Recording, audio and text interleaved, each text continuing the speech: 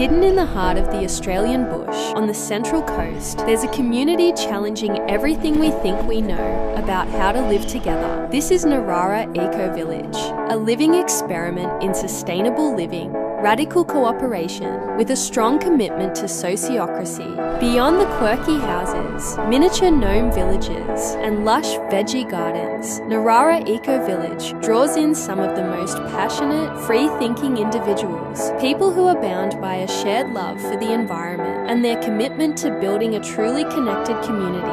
What you're about to see is a rare glimpse into their world.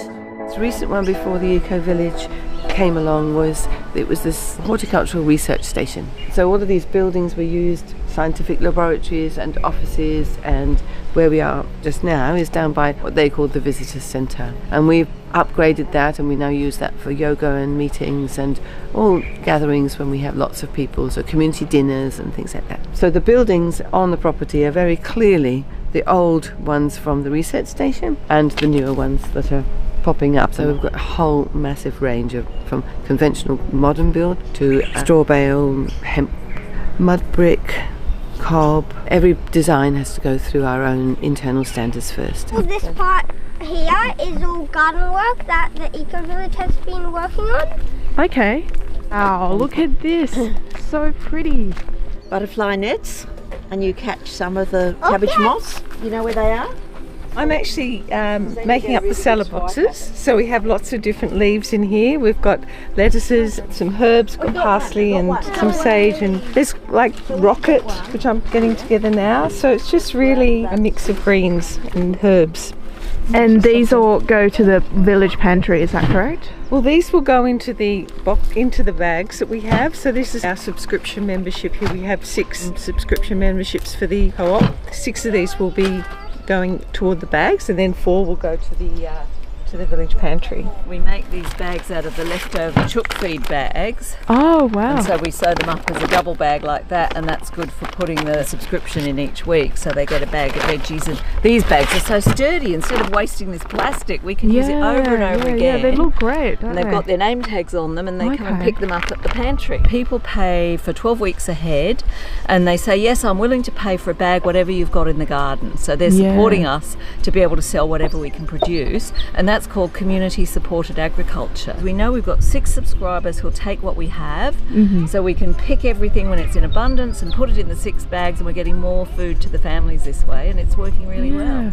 I'm John Seed, and I'm 78 years old, and I've lived in this eco village for about, well, I've actually lived here for about 5 years, but I've been part of the project for 5 years before that. And I work in the conservation of nature and expounding the philosophy of deep ecology, teaching how we can dispel the illusion of separation between human beings and the rest of the natural world. I'm Megan Wallace, and I'm a mother and a homeschooler and a home builder.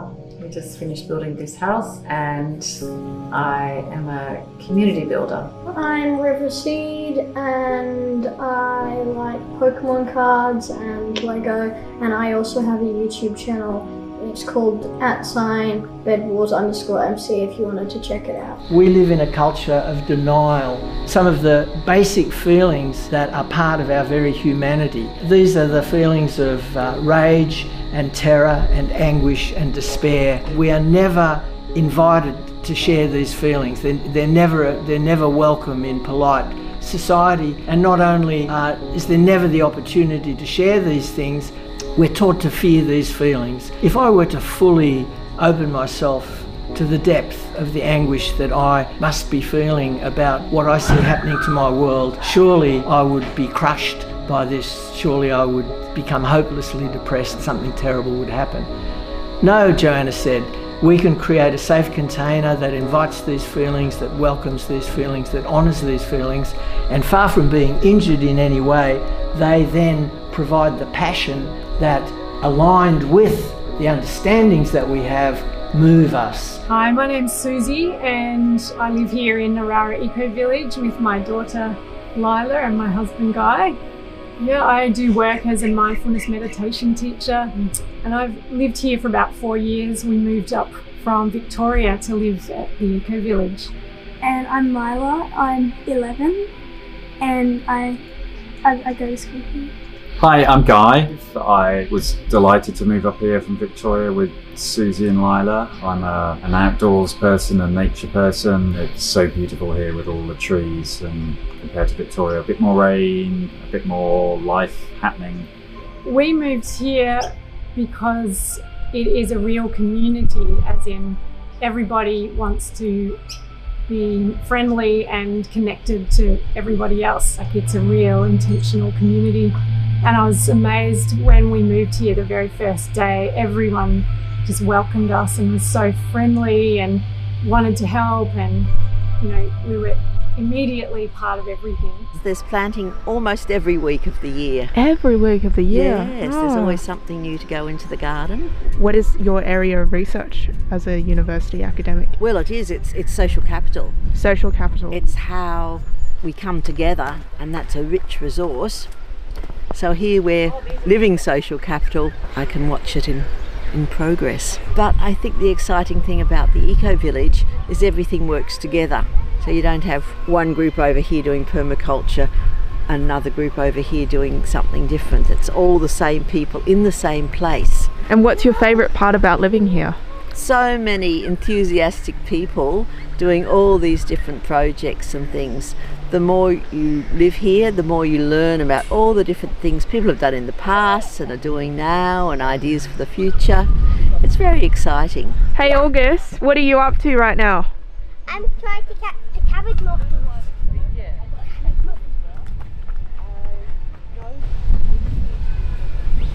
No! Come back here! Look. Ooh, it's tiny. Well, compared to the ones you see in the supermarket. We're happy with it. Yeah. I'll get the wheelbarrow. What about the cabbage muffins? Have you caught any? No, I caught like 5, but they got away. You caught them? Oh, and they got away. What a shame. I'm very interested in this community garden because there are lots of veggies, and yeah, very beautiful and nice people. So I come here to help on Thursday and Saturday. So you're not a member of the village yet? Just a visitor. Just a visitor. Okay. And how did you find out about this place? It's called Workaway. I researched the keyword of nature and outdoor work, and then the eco village coming up, and I registered. Ah. I used to work as software engineer. Okay. But I like doing job outside. I'm thinking of change my career to do like gardening job. Wow, that's a big career change, isn't it? Yeah. Quite different from software engineering. And what do you want to do when you grow up? Biologist. Biologist? And I'd be helping echidnas. I love echidnas. Yeah, there used to be a little one that lived near my son's place. But it was just on the edge of the suburb, where the suburb met the bush. He was very lucky to live in a place like that. Platypus. Here's a platypus. And what's that? This is an echidna. Echidna? And what's your story? How did you get here? Well, I've actually just bought a block of land so far, so I haven't been living here at all. And I'm coming down every weekend at the moment. I'm helping the garden and just to feel a bit more connected with the village. Because it's a bit hard. I live in Newcastle. I've still got business going up there, so I'm trying to keep connected in here, and part of it's been in the garden. This does make me feel very connected, coming down here with the group. Like, I've had my own veggie patch for years and years and years, and it's like so much nicer to be able to grow food with other people. So it's just doing stuff on my own. I think it's just so much nicer when you do it with other people. I'm Kate. I'm 42 years old. I'm a mum of an 8-year-old boy, Casper. I am an ecologist. I work in conservation. I'm really passionate about conservation, and I'm an animal lover. I also am a bit of an activist, and I like to dance and swim and cycle and get outdoors and camp. Love camping and hiking as well. And I'm an active member of the queer community. I'm Lara. I'm 34 and I am a stepmom to our son Casper, and I'm so lucky to be a parent. I'm a out loud and proud person, activist in the queer community. I love being outdoors and bushwalking and snorkeling. I love being underwater as well. I'm also a drag king, and I have a fantastic pride community in Sydney, and I'm really looking forward to moving to the village and building a life up there. This is our usual crew. It's really great because we all know the drill now. Would you consider bringing in new members to help out? Oh, anyone's welcome to help, yeah, but most people go to yoga at this time of day, so we're the ones that prefer gardening. Yeah, down in the trenches. I don't want to go yoga. Sometimes I do go to yoga, but sometimes I go out to play. My name's Jason Hilder. I am now evolving in my own life as well as a community life into regenerative village facilitation and building. And I started this around 20 years ago when I was in a corporate role in Amsterdam. My daughter was coming into our family. I questioned, what do I want to see for my child or our child? That questioning led me to Fintorn Foundation in Scotland. So I went there for an experience week, and then I went there again for Life Purpose Week, and then I went there again to further that life purpose. And in that Life Purpose Week, I wrote my life purpose, which was to be part of building more communities and more villages.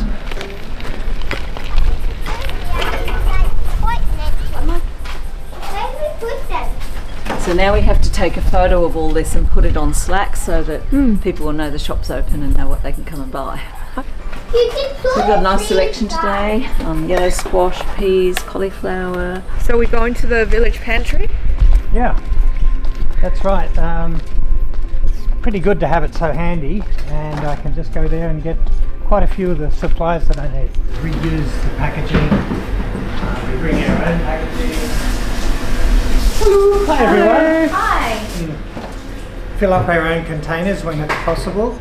We weigh them empty, and then it's weighed when it's full. Well, I'm a volunteer and I coordinate the people who come and help here. So we have about 22 volunteers, and they usually work a shift once a fortnight. So here we have lots of teas. I think we have something like 40 teas. Yeah, so it really helps to cut down packaging. For myself and my partner, we would only buy a few dairy items and a few odds and ends of things from the supermarkets. Everything else is from here? Comes from here, yeah. Wow. Only a small shop today. Right, so $12.76 over here when you're ready. Oh, the hard bit. Yeah.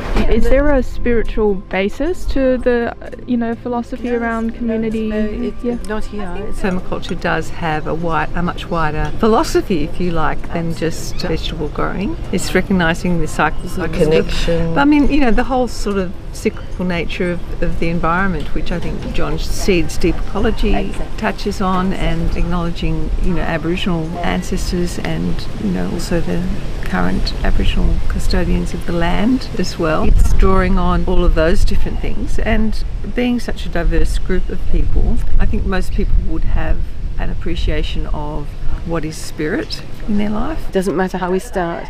If it's reading Indigenous stories to our children, fantastic, that's a start.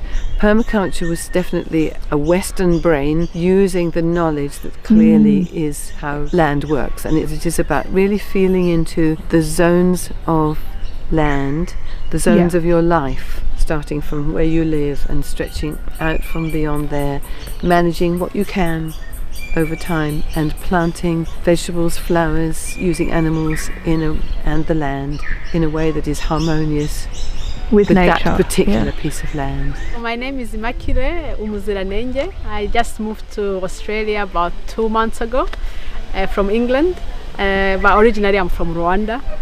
So I found out about this place. I met one of the people who live here maybe a month when I met them, and then we met at a school fair, Steiner School. And then she told me about this place, so I was like, oh, that sounds very interesting.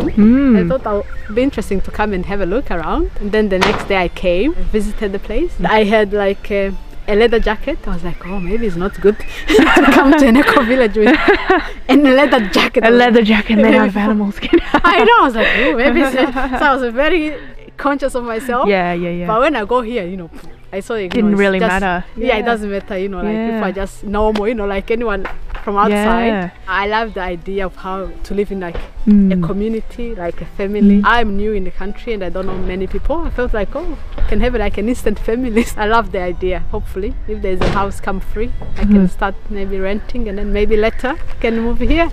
Well, I suppose we think about ecology just being how living systems work together.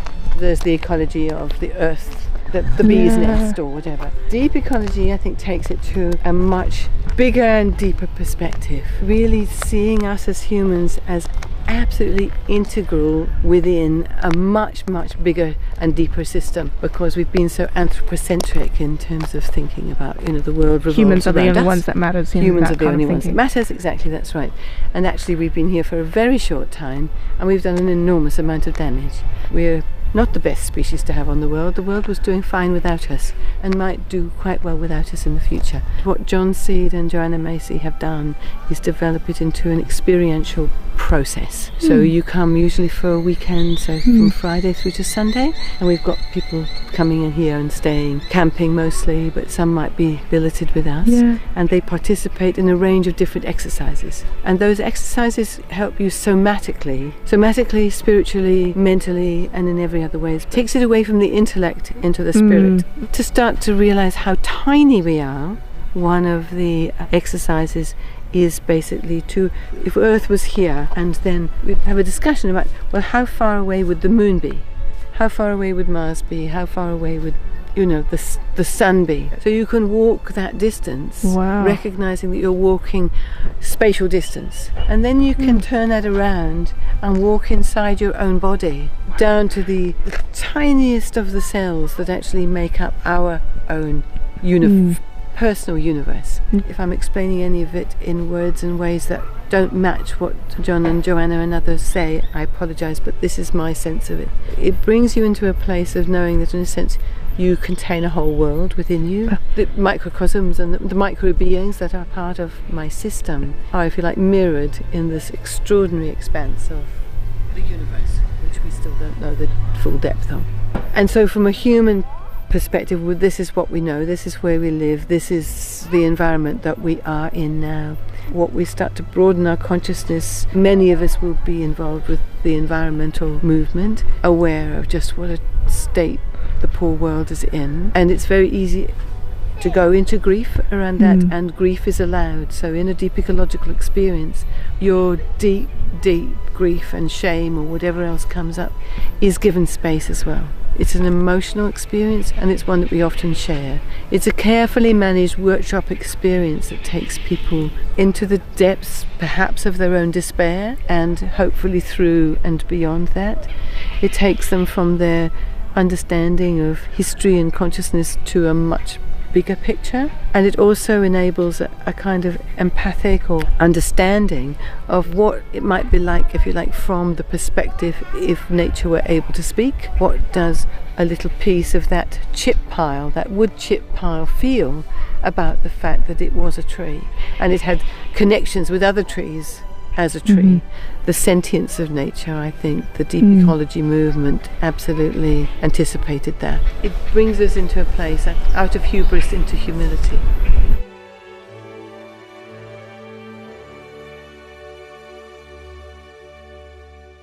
There was a brook just between West Walk and East Walk, and as children we all played out on near the brook, and I often fell in, so I'm used to falling in at the deep end.